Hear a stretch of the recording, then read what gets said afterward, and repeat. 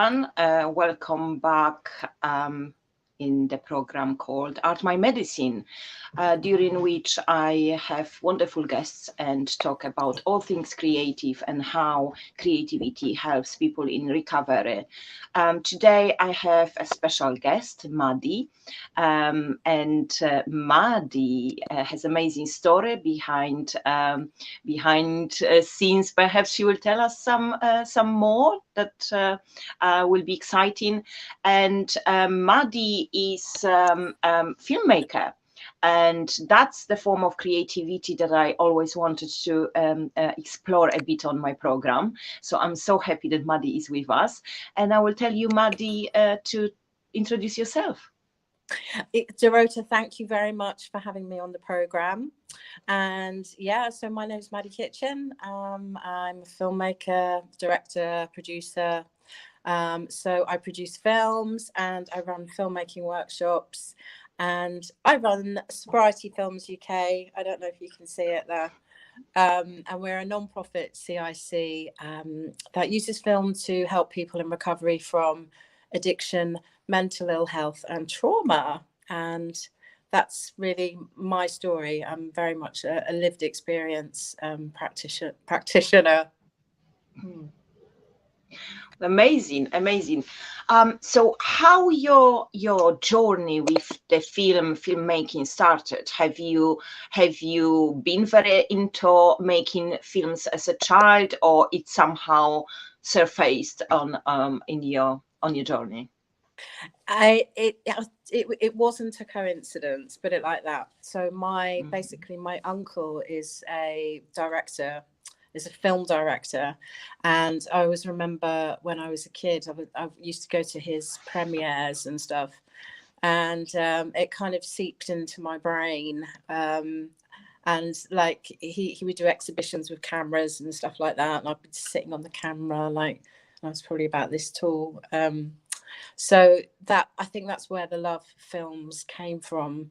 But also very much my background is about journalism and telling the truth, social justice. I've always been driven to want to give a voice to people that don't have a voice, because I didn't have a voice for a long time because I was extremely ill with depression and anxiety, and I began to self-medicate with alcohol. So I became alcoholic.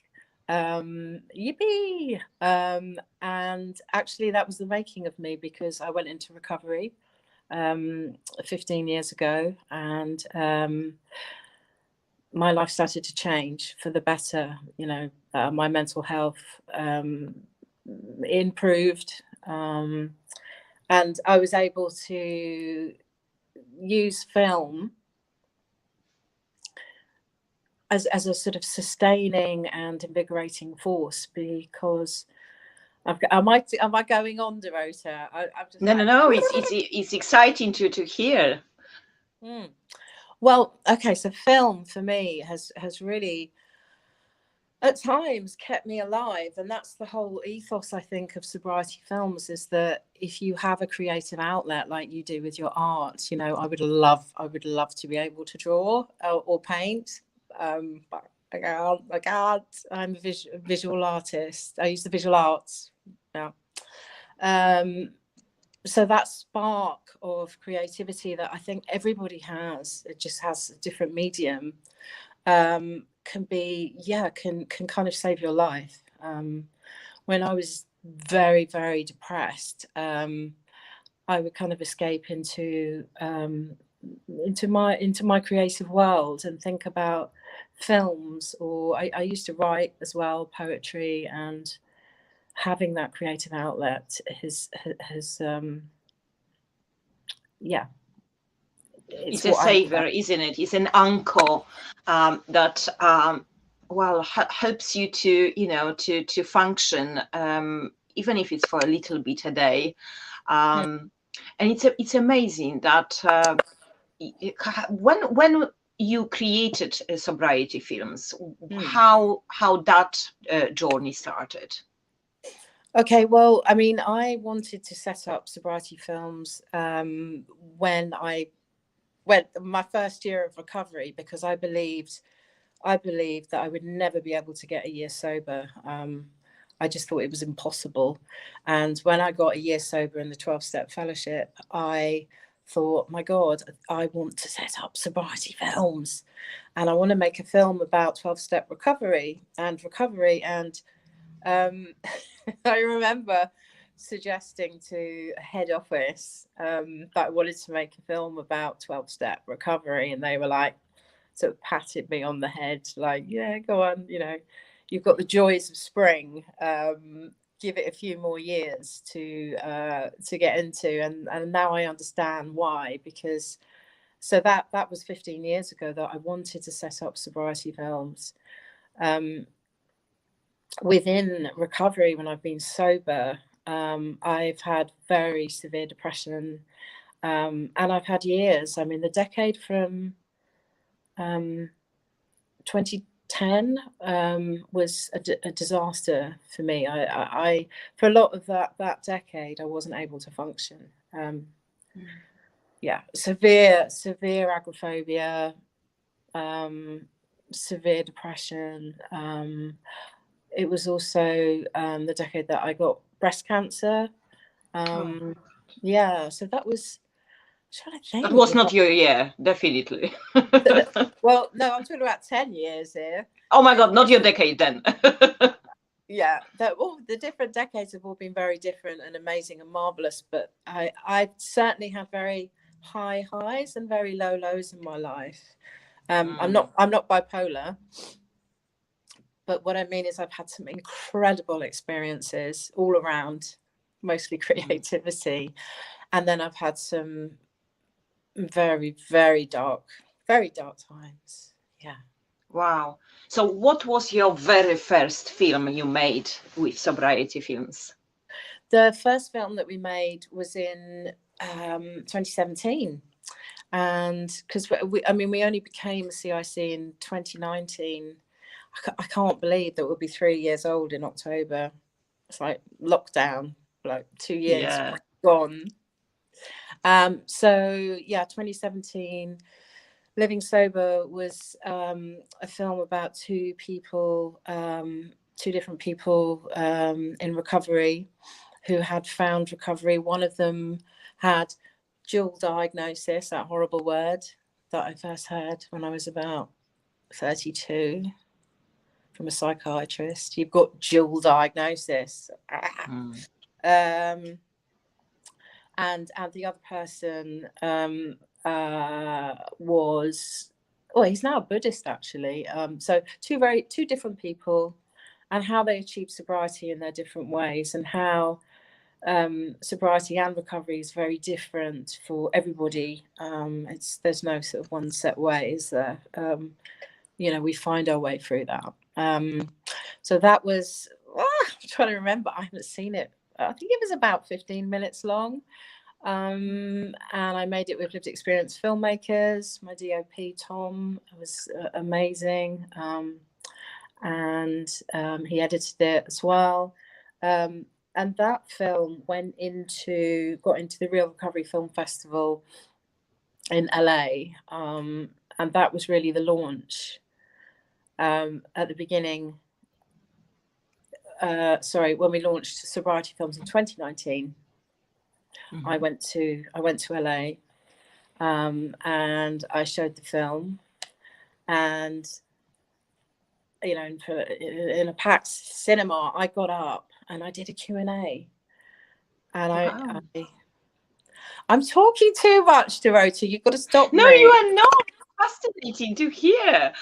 Yeah, it's wow. So, and then Sobriety was properly born, right? With the first film.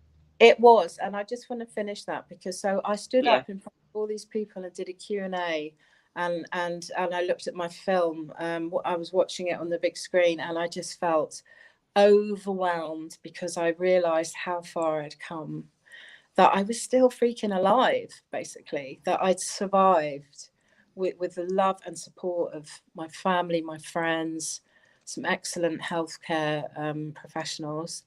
And I was reflecting yesterday, without that, I don't think I would be here. So I stood up, me with hideous social phobia, yeah, before then, and I did a Q&A, and I just thought, yeah, and that is hope, you know, that is what recovery is. For me, there is always hope, and that's what I try and convey. It's beautiful, and you made it amazing. And this really links to something I read yesterday. And I even made a note in my art journal about that quote, that witnessing survival helps you to believe in your own. And I think those films that you make, this is like witnessing somebody's survival, isn't it? Yeah, absolutely. It's a testament to resilience and recovery. And you know, as I said, I just didn't think that would happen. I just never imagined that I would actually get Sobriety Films on its feet. And I mean, this year we've had amazing news, and I feel overwhelmed at times because I'm still Maddie with depression and anxiety. You know, it comes and goes, but not as severely. Yeah. So should I ask what that news are about, or you are not allowed to say? Yeah, no, I am allowed to say. I am well. So first of all, last year we received funding from Camden Giving, which is the borough that I live in London, to work with young people who had kind of suffered through lockdown using filmmaking, and we're doing a screening next. Yes. Next Saturday at Curzon, Camden, for young people, because it's Mental Health Awareness Week, as I'm sure you know. Yeah. And we're screening some short films made by young people around mental health and addiction and recovery. And we're also screening Flee, the Riz Ahmed produced animated documentary, which is, I think it's a masterpiece. It's absolutely amazing. I wish that I'd made it. Have you seen it? I don't think I did, no. I would invite you, Dorota, but I can't because we're like limited numbers, and everyone is, it's like for 18 to 26-year-olds. So true. I mean, I'm like there's me and my producer and the programmer Moira and Judith and Kazaya, our coordinator. We're like the oldest people there. Oh, how does it make you feel? Oh, I love it. I love being around young people. It makes you feel younger, doesn't it? Yeah. It does. Well, yeah, I guess so. Yeah, you know, I have that feeling when I'm, you know, when my son has friends over, and there's for a moment I forget that I'm his mom. When looking at them, how they, you know, interact and laugh and whatsoever. So I think that, you know, being among other people, sometimes it doesn't mean, you know, it needs to be younger or older than you, but, you know, being around people gives you certain energy that you can pick up on. I wonder what it would be like being one of your children, like saying, "Come and meet my mum," and then like meeting you. It must like blow their minds. Yeah, it's funny that sometimes people don't believe me that I am a mom to that particular child. Yeah, but I'm taking it as a compliment. What can I do? You know. 100%. But I mean, you're as an artist, yeah. My mum. I mean, I can't imagine having a parent who is such an amazing, creative. Oh, thank you. Well, oh, thank you so much. But you know, I've seen your work, and I even had the pleasure to run a project with you during lockdown, and I know how creative and how you know, your expertise and you know, making that film that you made for me, it just blew my mind. I sometimes still go back and watch it and can't believe that we made it with so limited resources and in such a bizarre circumstances. So you are creative, Maddie. Oh yeah, no, I mean I am totally creative, but I've always been jealous of people that could draw and paint and like use their hands to actually create. I have a friend who's an artist as well, and I'm just like, oh, you know, what have you done with your hands? Mm. Yeah, it's amazing. My brother was the talented artist in my family, and I want to say that today is a really important, special day because we celebrate his birthday anniversary, James, and he passed 4 years ago. Oh, so And sorry. no, well, yeah, the reason I'm telling you this is because it's definitely part of my story. And so basically everybody's coming together. We're going on a walk, and we're going to just hang out, and it happens every year. And so it's quite emotional. Um, um, yeah, so I want to speak about 2018, Okay. if that's okay. Mm-hmm. Because I remember during that year I was finishing off How I Got Sober, and doing that just basically kept me going, basically. So in March that year, my dad passed, and then my brother passed in July. So it was like 4 months apart, and the you know, we suddenly lost all the males and in my family. There's now me, my mum, and my sis. My mum has bipolar disorder, and she, after I was born, she had a postpartum psychosis, and that was the beginning of her illness. And my sister, my lovely sister, she has a diagnosis of schizoaffective disorder, and then I think I was diagnosed as unipolar affective disorder, generalized anxiety disorder, blah, blah, blah, blah.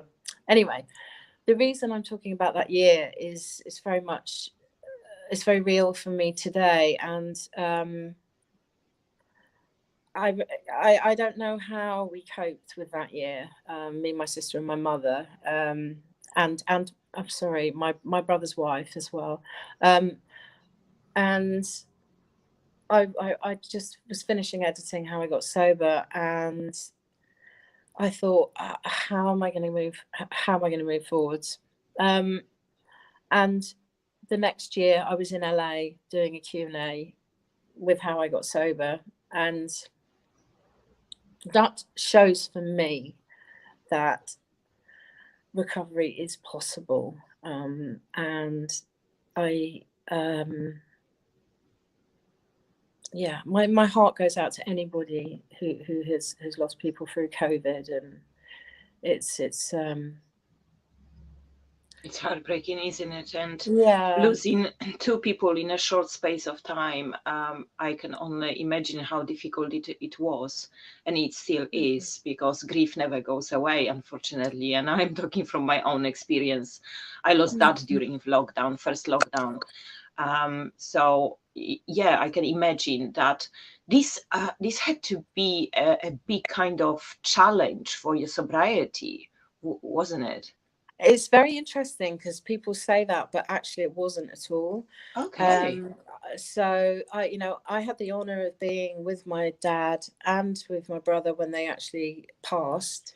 And that for me was such a gift of sobriety, because if I'd been drinking then, it would have been all about me. I would have completely missed that opportunity to give love and support to my father and my brother. I can't, thank God I was in recovery.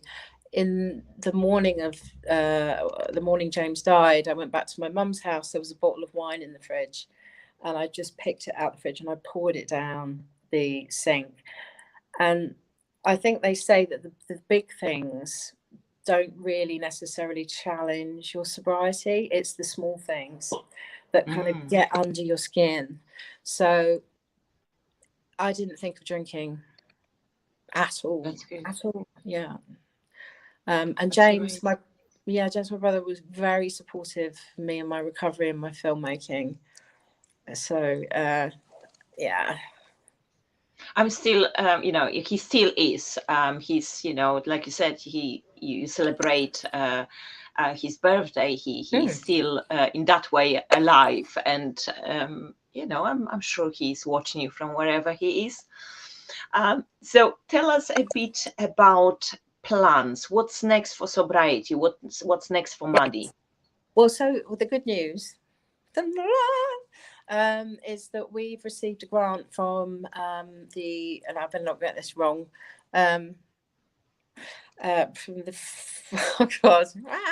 from the Ford Camden fund, which is basically, it's Camden Council investing in social enterprises which are run by sort of minority groups, or or people with disabilities, or supporting diversity in social enterprise. So we've received core funding from them, which is just, it's the best news, and they're supporting us. So we'll be really structuring up and getting everything streamlined. And the other news is that we've also heard that we've received a grant from Rethink, the big mental health charity, to run a filmmaking project in the Northwest London boroughs. So that's 8 boroughs, for Northwest London Suicide Prevention Programme. So we're going to be doing a filmmaking project with people in recovery in September, which is Recovery Month. And so I couldn't have imagined that I would be in this position 2 years ago. Really, it's incredible. It really is. It is, and it's an amazing achievement. But I'm not surprised, being honest. After shortly after I met you and saw what you create and how good you are at it, I'm not surprised at all that you are progressing and being successful. So no surprise there. Thank you, Dorota. That's very sweet of you. You're very welcome. It's hard work. You know what it's like. Yeah, and the point is with creativity, I don't know if you have the same feeling that I was reflecting recently about the aspects that I am probably very similar into my journey with art. I started in 2019 after massive mental health breakdown, and I am bearing the fruit from things and from contacts and from from chats that I had 2 years ago. So creativity is a slow process, and it takes a long time. It's like planting a little seed, and unfortunately you can't get the fruits the next day you planted the seed. It needs to put the roots in the soil. It needs to shoot up and blossom. So creativity is a long journey, and the journey that can surprise you. Like I said, after 2 years, something becomes the fruit of the things that you didn't think made sense. That the beginning of any journey is like you are a bit like in the deep water trying to swim, but it looks like you are just flapping your limbs. But yeah, it works, doesn't it? Creativity is amazing. I really admire your energy. Well, I think that admiration here goes to my bipolar, definitely. Great for your bipolar, then. That's all I can say. I mean, really, you are prolific. There was one point where I was looking on social media every day. There was something new, and I was like, geez, what's Dorota on? I need some of that. Yeah, a bit of a hypomania, perhaps. I hear it. I hear it's quite enjoyable. Oh, you know what? It's like, and anybody who I know with bipolar, because I had a very low point at some, few, not even few, it's about 2 weeks ago. I was very, very low. And I had this moment that I was thinking, what the heck I've done to myself. I wanted stability. Give me my mania back. I will not complain about lack of sleep. I will not complain about anything. I just need it. I need to feel alive. And being in maniac, it's like you feel alive so much. And everybody says that they would trade the depression, but they would like to keep mania in the kind of, maybe with a bit more sleep just to function better. But that feeling is amazing. I've witnessed it in my mother and a few friends. I remember we did an event it was February, wasn't it? Yes, it was February. It was Time to Talk Day. Time to Talk Day. And so I've had chronic insomnia since I changed my medication in 2018. And the medication I take can cause insomnia in certain people. Oh my goodness. And it was, there's lack of sleep is just crippling, isn't it? And I think I was actually had been in a slightly manic state through lack of sleep, and I just felt like I was crumbling in February. And it's funny because it was my manic episode. That is why that even happened, because I was in manic episode and I was so prolific and not sleeping that I was able to pull everything together in 2 weeks' time, which was amazing. But yeah, it's funny about the sleep that not only it is used as a torture, isn't it? But when you're in maniac episode, the symptom of it is lack of sleep, but lack of sleep itself can cause mania. So it's like a vicious cycle that is very difficult to break. Yeah, absolutely. I mean, also with depression. Yeah, absolutely. I remember. So I was depressed in my teenage years, but I could function. And then when I was 19, I had my first episode of like full-blown major depressive disorder. And wow, I remember I didn't sleep for 3 weeks. The psychiatrist didn't want to give me any sleep medication because it was around that time when Valium had been overprescribed, and she wanted to give me ECT, and it was just, it was very. So I was 19 years old. I had the world at my feet. I just started a relationship with the man that I'd been in love with since I was 14. I'd been scouted as a model. I was doing modeling, which I have to say, I have a real problem around modeling, and especially then, and the kind of false image of women, and they're all airbrushed. So I didn't choose to do modeling necessarily. I kind of did it. And then one morning I was going to a casting, and I was standing on the platform of I think it was Hampstead Tube. And this is when my life changed, literally from that moment to the next, because I was standing there, and suddenly there was like a tsunami of panic, fear.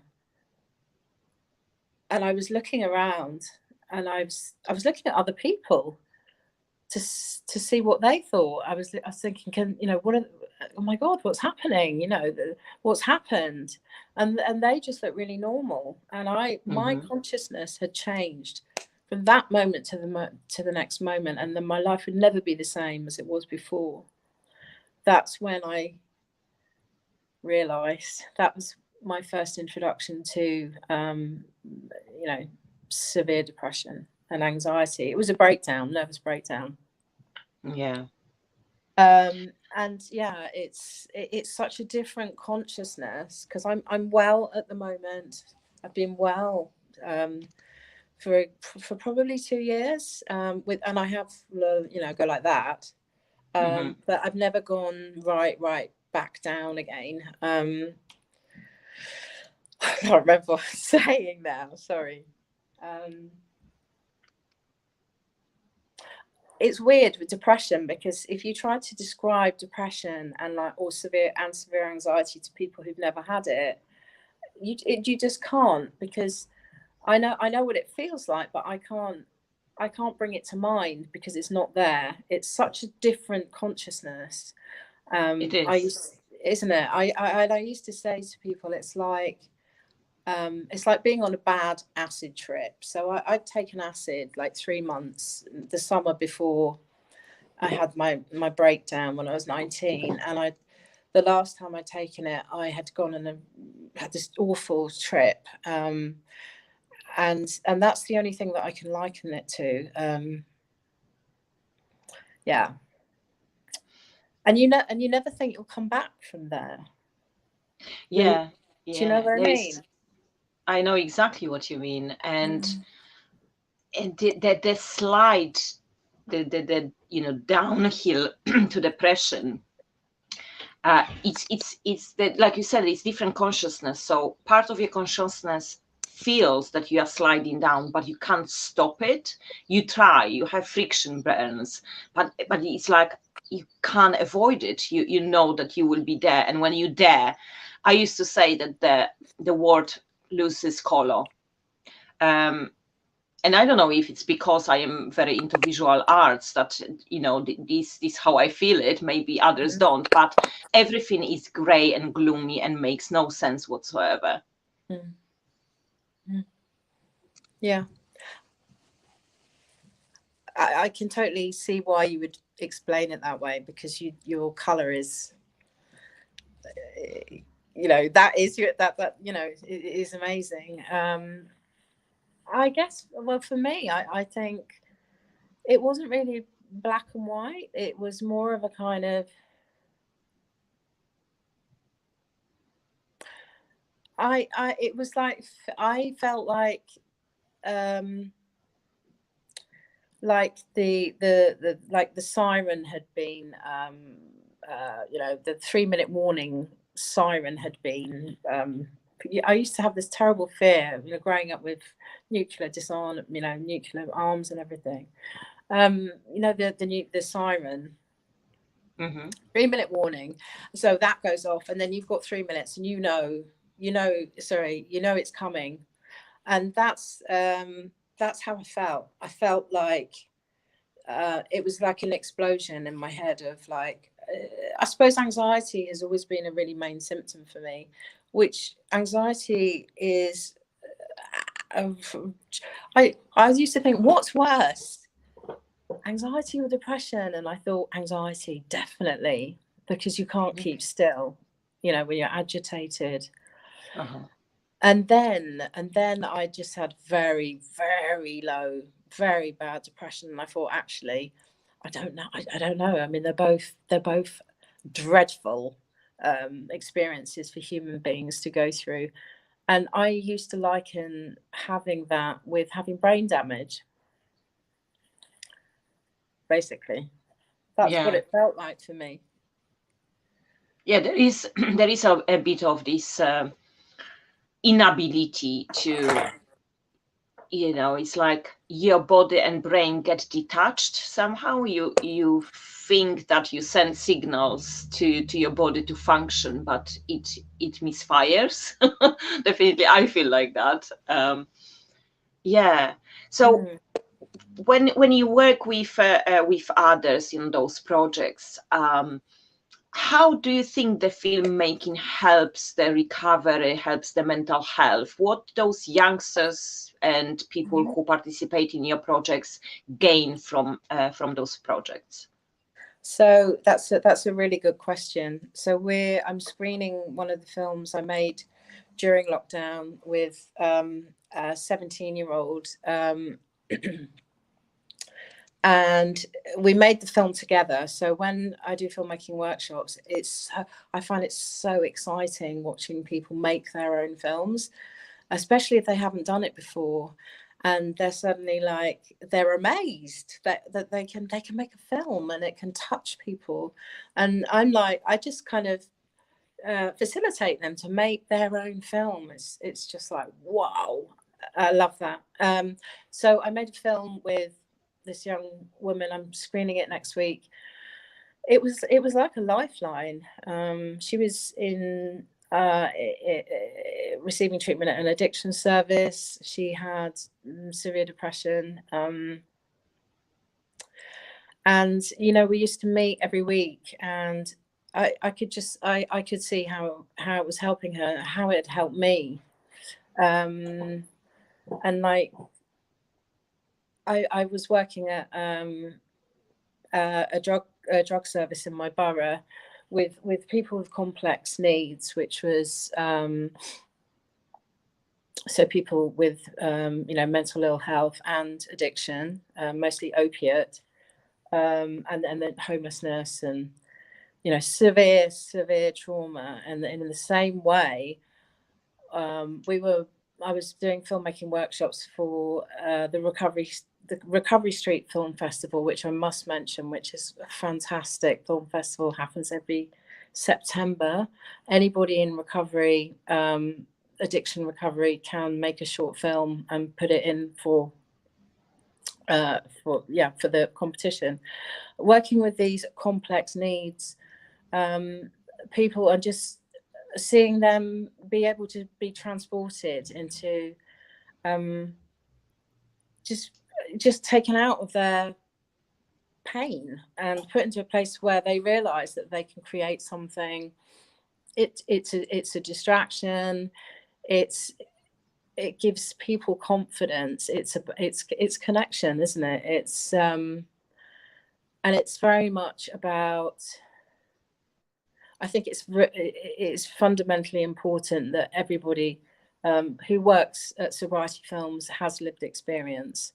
So we're peers. We're all peers. We're not, we're not trained psychotherapists, not art therapists or anything like that. We are people who know, and we're in recovery, and we're trying to encourage them in their recovery. So film's just so exciting. Sometimes so I'm talking too much. That's good. This is the story about you, and how creativity helps you and helps others. And this is actually an interesting point, that at some point in the journey of lived experience with mental health or addiction, the time comes when you want it or not, it somehow happens that you help others, isn't it? And this, what you described, is very, very close to my heart when I deliver or facilitate an art workshop, mindful art workshops, and I see those people and gain the feedback at the end saying that it helped them in that way or the other. That's something that is so priceless, isn't it?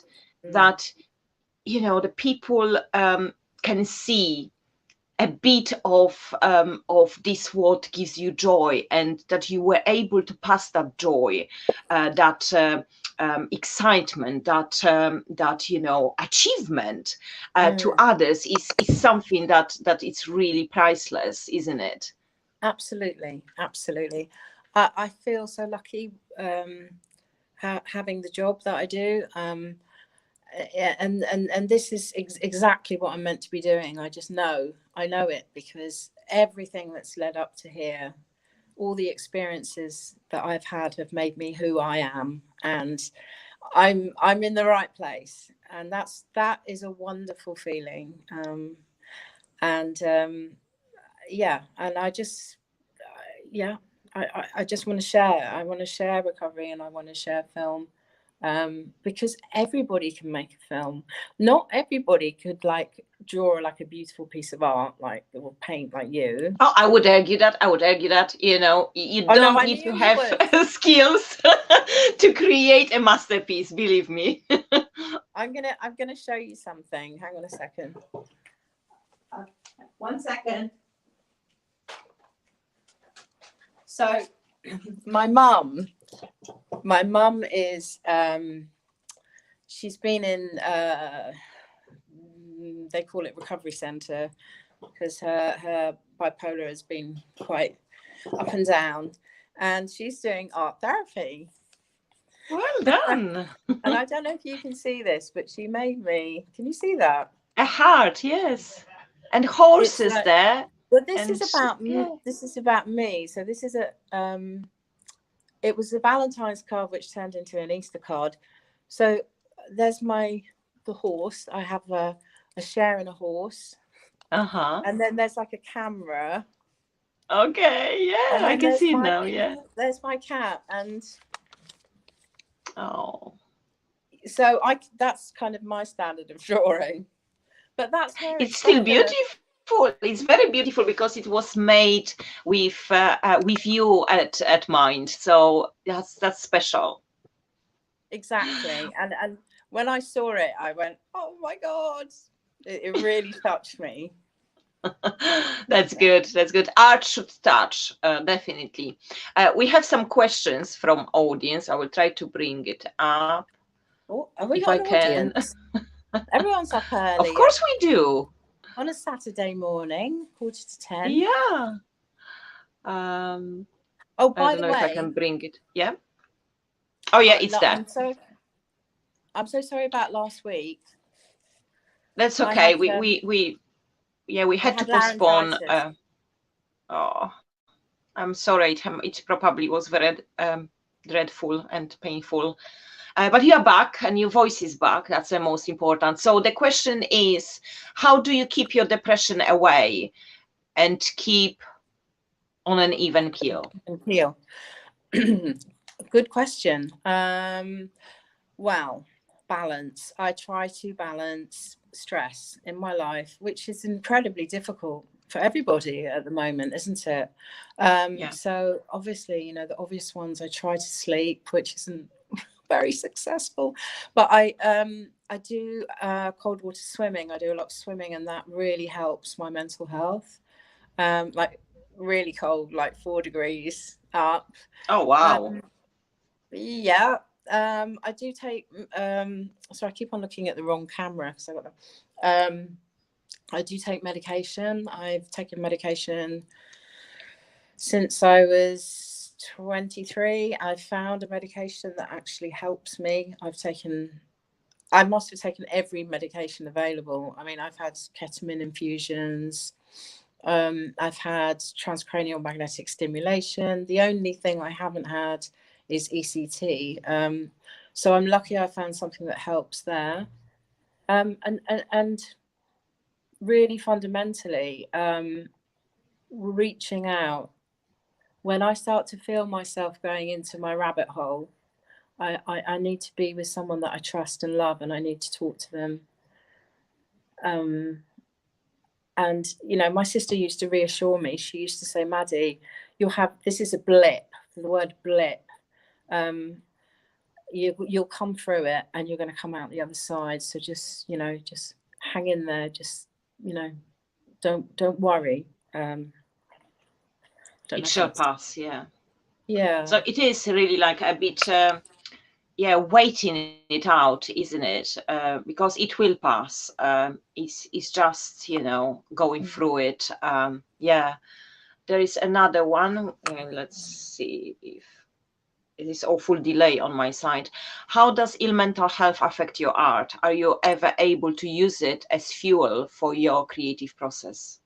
Oh, is that David Coombs? Yes, that's Dave. Oh, I know him. Oh, yeah. That's a very nice man.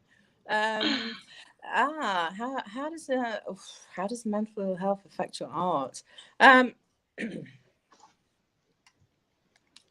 Well, it can easily affect it in the wrong way. if I'm not, if I'm anxious, I find it very difficult to concentrate, and it's very difficult if you're filming and you're feeling anxious. So I need to make sure that I'm in as good a place as I can be. Excuse me. All of my creative practice is me. You know, I'm the vessel. It comes through me. My experience is one of, you know, having severe mental health and addiction, and so everything that I do is informed by that. If that makes sense. Yeah, that perfect sense. And I think that when working with others, oh, why it keeps coming? When working with others, it can be triggering, right? You know, it's a bit difficult to make sure that the story of others does not trigger you. And in film, I think it might be particularly difficult and challenging to make sure that you find the balance there. Because some of the stories that you have witnessed, heard, and made films about must be, you know, a kind of trigger, and it could be influential on your mental health, isn't it?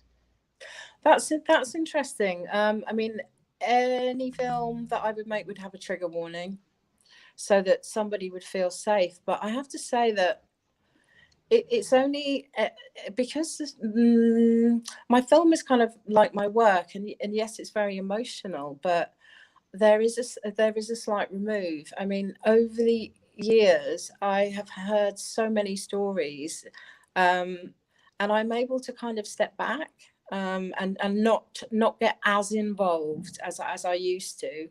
Which is really important, I think, as well, because you're telling somebody else's story. You're the storyteller. It's not about me. So I can get triggered by, if I'm feeling vulnerable and someone says something, or it's not necessarily a film that will trigger me, but it's usually in my downtime when I'm relaxing, not when I'm working. Mm-hmm. Yeah. That's And interesting. also, Yeah. So it's about having a professional hat on, isn't it? yeah, it's like I was talking to somebody about it the other day. It's like, you know, that when you're in flow, when you're doing something that you're completely absorbed in, it's called flow, isn't it? Yes, it is. Which is also fantastic for mental health. You know, it's like, Yeah. I can concentrate. I would get obsessed with editing. I'd be like, oh my god, I've got to edit this now. I've got to do this. When I'm in flow, yeah, there's part of me that emotionally stands back now. Yeah. Yeah. So I guess it's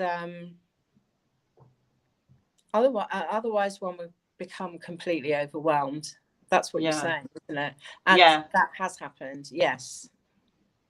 Okay. Yes. Yeah. All right. So now, you know, the question that audience may have is, if I am interested to participate in any of your projects, if I would like to make a film, how people can reach out, how they can get involved with you, with the Sobriety Films? Oh, well, you know, please do come and see our website. And we're on Instagram. Send us a message. Tell me who you are. Tell me what you want to do.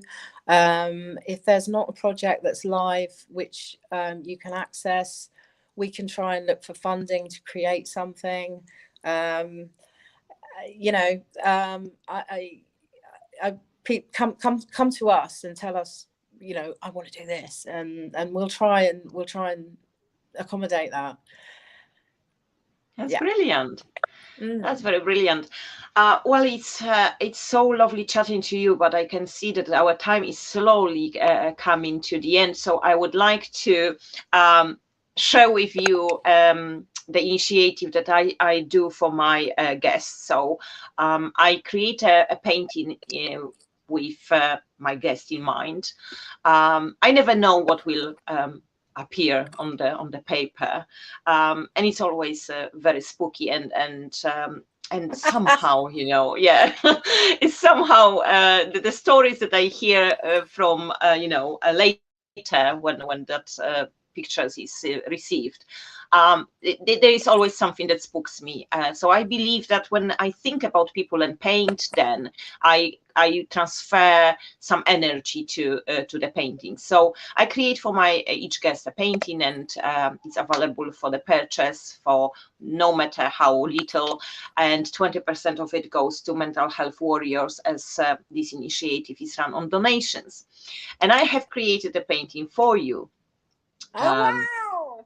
Yeah. Would you like to see Yeah. it? Yes. Okay, so I don't know why, but they are, and you can view it both ways. So there are those. It's not very well seen because of the lighting, but there are masks, the theater masks, but they are both smiling. Oh, good, Because good. they are both smiling, because I think that it became like that as I was thinking about how the film makes you, and keeps you happy and balanced, and that it has that influence on you. And I think that is why it came out. So this is the painting I made for you. Oh, Devotion, it's beautiful. Thank you. You are very welcome. Thank you I very will much. I will share the details with it, and the digital copy with you, so you will see it better when I send you the picture. But the last, but not least, because I could talk to you forever, is I perceive you as a success story, not only a success story in maintaining, in good shape and becoming victorious on the battlefield of mental health, but also the addiction that, being sober for so long, it's a great achievement. And considering that life was still happening, right? Those little things, the little dramas and big dramas were still in your life, but you managed to keep to your sobriety. So if there is someone listening or will listen to the rewatch who is in the dark place with mental health addiction, and we know that mental health very often has the self-medication aspect of using substances, right? So it is very closely linked.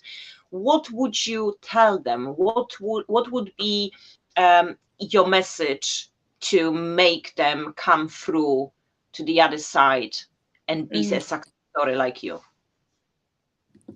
Well, let me just say, recovery for me is a day-to-day process. I wouldn't say I'm recovered. I'm in an active state of recovery because I apply myself to it and I love it. It's part of my life. What I would say is that if you're in that pit where you're drinking on depression or severe anxiety, it's a hideous place to be. Please get support. You'll need mental health support and addiction support. So that might be detoxing or gradually reducing the amount of alcohol you're drinking. Don't stop cold turkey if you're drinking a lot. There are treatment services. There are 12-step fellowships that will help you to start rebuilding your life away from the addictive process, and unfortunately we need to put down those addictive substances to recover our mental health. It's fundamentally important. It's so important. And I just want to say, that if I can get to where I am today, then anybody can do it. I know we're all different, but there is a lot of support and love out there for you. And you are Brilliant. a very important person. And I want you to come and make films with me. Yeah, But you're not brilliant. allowed to drink. Okay. Oh, so there is a condition which is very fair, and please do visit the website that Maddie's initiative runs, which is called Sobriety Films UK. And I would like to thank you, Maddie, for coming to my show. And I am looking forward for our next venture that we will deliver together. And I can't wait for the news from that projects that you are running. So don't be a stranger and keep us informed. And thank you for coming on this lovely Saturday. I know that, like you said, it's a special day for you. So I wish you a good walk, a good sharing memories, and a lot of hugs and love. And I hope to have you soon back on my show with all the excitement news from your new projects. Thank you, Doris. It's been wonderful. Absolutely wonderful. I love you. I love you too. Thank you so Take much, care. and see you soon. Bye-bye.